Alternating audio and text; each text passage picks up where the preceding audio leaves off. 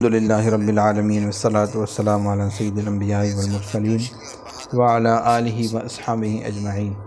میں مولوی صدیق اکبر YouTube channel اسرا T V سے دورہ بنگال، سفر حج اور عزم جہاد۔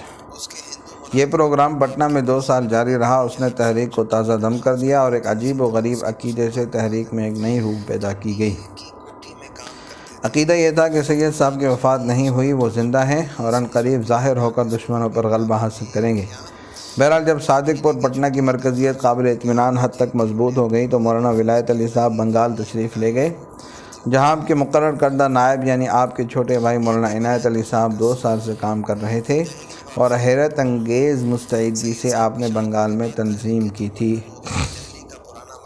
بنگال میں آپ نے شہروں اور دیہاتوں کا دورہ کیا۔ کلکتہ پہنچ کر مولانا بدیع الزمان صاحب بردوانی کو نائب و خلیفے کی حیثیت سے مسجد مصری گنج کا امام مقرر کیا۔ پھر آپ بحری راستے سے بمبئی اور بمبئی سے حجاز تشریف لے گئے۔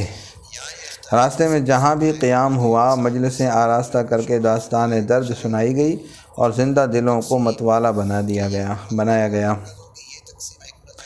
بمبئی میں تقریباً 2 ماہ قیام رہا اور حضرت سید صاحب شہید کی دبائی ہوئی چنگاریوں کو پھر سے سلگایا گیا۔ چلتے وقت مولانا عنایت علی صاحب کو بمبئی میں اپنا خلیفہ اور نائب مقرر کیا اور آپ اہل و عیال مکہ معظمہ تشریف لے گئے۔ حج سے فراغت کے بعد یمن، نجد، عسیر، مسقط، حضرموت، مخا، حدیدہ وغیرہ کا دورہ کیا، یعنی وہ تار پھر سے جوڑے جو حضرت سید صاحب کی شہادت کے بعد ٹوٹ گئے تھے۔ واپسی پر مولانا عنایت علی صاحب کو بمبئی سے ساتھ لے کر کلکتہ پہنچے اور بنگال کا دورہ کرتے ہوئے اپنے مرکز صادق پور پٹنہ میں فروکش ہوئے۔ آپ نے پارٹی کے ارکان پر دوبارہ نظر ڈالی اور اس مرتبہ مرکزی جماعت میں چند ارکان کا اضافہ کیا۔ مولانا زین العابدین صاحب حیدرآبادی اور مولانا محمد عباس صاحب حیدرآبادی کسی طرح حیدرآباد سے فرار ہو کر اپنے چند ساتھی علماء کے ساتھ پٹنہ پہنچے تھے، ان کو بھی مرکزی کابینہ میں شامل کیا اور تنظیم کے لیے اڑیسہ اور الہ آباد وغیرہ یوپی کا علاقہ سپرد کیا۔ مولانا الہی بخش صاحب کے 4 فرزند مولانا احمد اللہ صاحب، مولانا فیاض علی صاحب، مولانا یحییٰ علی صاحب، مولانا اکبر علی صاحب، جو اب تک عملاً تحریک سے غیر متعلق تھے، پارٹی میں شامل ہوئے۔ سب سے پہلے سید صاحب کے ہاتھ پر بیعت ہوئے تھے، اب مولانا ولایت علی صاحب کے ہاتھ پر تجدید بیعت کی۔ اب ابتدائی منزلیں سب طے ہو چکی تھی اور مجاہدین کی نگاہیں آزاد سرحد کی طرف اٹھ رہی تھی کہ سید ضامن شاہ رئیس بالا کوٹ کی درخواست پہنچی کہ گلاب سنگھ راجہ کشمیر کے مقابلے پر اس کی امداد کی جائے۔ یہ درخواست فوراً منظور ہوئی اور مولانا عنایت علی صاحب سید ضامن شاہ کی امداد کے لیے روانہ کیے گئے۔ پھر مولانا ولایت علی صاحب خود بالا کوٹ پہنچے اور مجاہدین کی کمان ہاتھ میں لے لی۔ سید صاحب کا قائم کیا ہوا محاذ سونا تو نہیں ہوا تھا، مگر اس میں اتنی طاقت بھی نہیں تھی کہ وہ کل ہند تحریک چلا سکے۔ تقریباً 10 سال بعد اس کی رگوں میں تازہ خون بھرا گیا اور اس کا رشتہ صادق پور سے جوڑ کر اس کو کل ہند تحریک بنا دیا گیا۔ یہ گلاب سنگھ کون ہے؟ سید صاحب کی شہادت کے بعد سکھوں کی حکومت پر کیا گزری، پنجاب کی سیاست میں کیا تبدیلیاں ہوئیں، اور اب گلاب سنگھ سے مقابلہ سکھوں سے فرقہ وارانہ جنگ تھی یا انگریزی سامراج کے خلاف جارحانہ اقدام تھا؟ اس موقع پر جب تک ان باتوں کی وضاحت نہ ہو جائے اس تحریک کے متعلق صحیح رائے قائم نہیں کی جا سکتی۔ لہذا وضاحت موضوع کے لیے ہمیں موضوع سے ہٹنا پڑ رہا ہے کہ یہ بے ربطی بھی ایک ربط ہے۔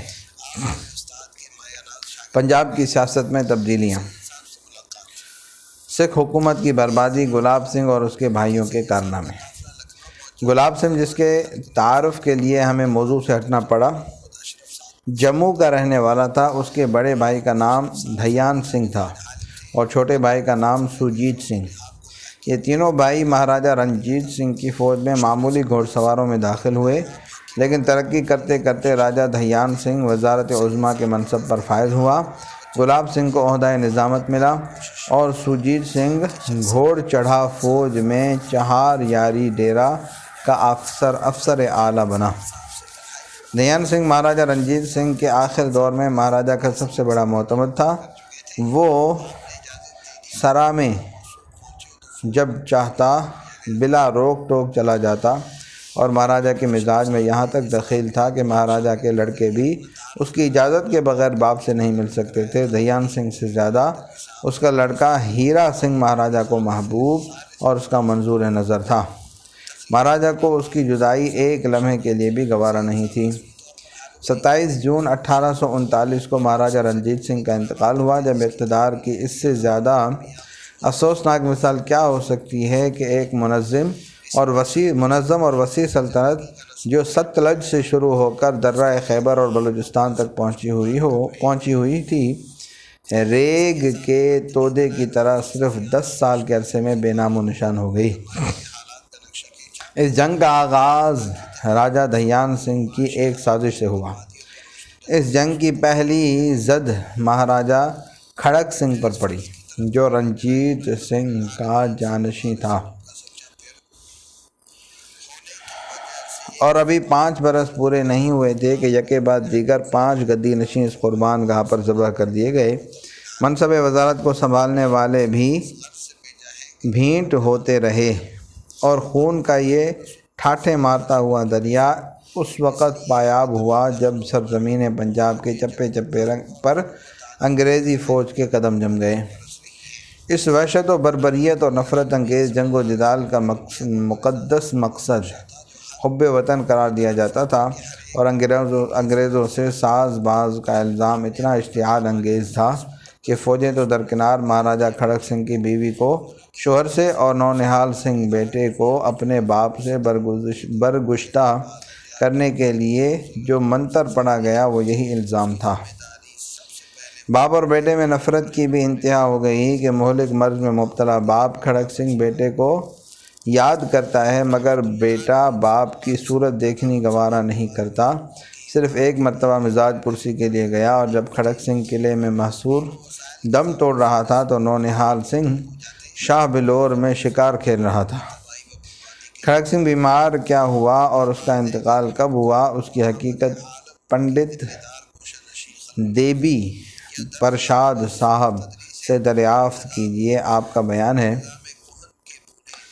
کھڑک سنگھ نے بسبب کھانے سفیدہ کا شغری اور اس کپور کے جو کہ دھیان سنگھ کے مقرر کیے ہوئے طبیبوں نے واسطے اس کے مرض کی تجویز کی تھی، ماہ نومبر 1840 عیسوی میں وفات پائی۔ مگر دست قدرت کا یہ خاموش انتقام بھی کس قدر عبرت ہے کہ کنور نونہال سنگھ شکار گاہ میں باپ کے مرنے کی خبر پا کر ہاتھی پر سوار واپس ہو رہا تھا کہ شہر پناہ کی پھاٹک کا شہتیر اس کے اوپر گر پڑا۔ اس کا ساتھی اوتم سنگھ، پسر گلاب سنگھ اور برادر زادہ دھیان سنگھ فوراً مر گیا۔ نونہال سنگھ کو بے ہوشی کی حالت میں قلعہ لے جایا گیا، جہاں وہ تھوڑی دیر زندہ رہ کر باپ کے ساتھ مرگھٹ کے لیے تیار ہو گیا۔ کھڑک سنگھ کی بیوی رانی چندر کنور، جس نے اپنے سر کا تاج اپنے ہاتھوں اتارا اور جس کی آنکھوں کا نور قدرت نے چھینا، گدی نشین کی امید پر زندہ رہی، لیکن شکنجہ انتقام کی گرفت سے وہ بھی نہ بچ سکی، اور کچھ ہی دنوں بعد وہ بھی قتل کر دی گئی۔ بہرحال دھیان سنگھ اب پہلے سے زیادہ کامیاب تھا، اس کے حوصلے بڑھے ہوئے تھے۔ اس نے شیر سنگھ، پسر دوئم رنجیت سنگھ کو مہاراجہ بنایا اور قلمدان وزارت خود اپنے جھولے میں ڈالا۔ اس کے بھائی گلاب سنگھ نے بھی موقع سے فائدہ اٹھایا اور جمہور پر مستقل فرما روا کی حیثیت سے قابض ہو گیا۔ زیادہ دن نہیں گزرے تھے کہ مہاراجہ شیر سنگھ کو دھیان سنگھ کی چیرہ دستی اکھڑنے لگی۔ شیر سنگھ نے اپنے استقلال کی خاطر نیا پانسا پھینکا، مگر اس میں دھیان سنگھ بعد میں پھنسا اور پہلے خود شیر سنگھ اور اس کا بچہ شکار ہو گیا۔ شیر سنگھ نے دھیان سنگھ کو ختم کرنے کے لیے ایسے گروہ سے مدد چاہی جو درپردہ شیر سنگھ کا بھی دشمن تھا۔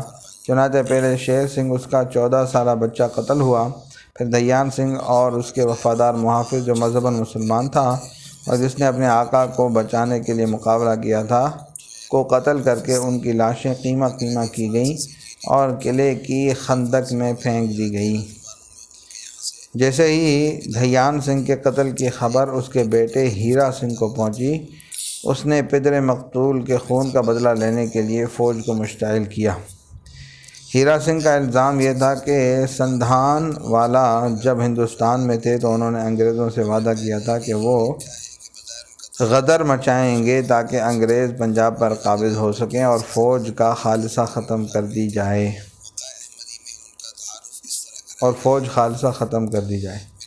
ہیرا سنگھ تقریباً 40,000 فوج کے ساتھ حملہ آور ہوا اور اگلے ہی روز قلعہ فتح کر کے اجیت سنگھ سندھیاں والا اور لہنا سنگھ کے سر قلم کر دیے، منصب وزارت پر اپنا قدم جمایا اور رنجیت سنگھ کی گدی پر اس کے سب سے چھوٹے نابالغ لڑکے دلیپ سنگھ کو سجا دیا۔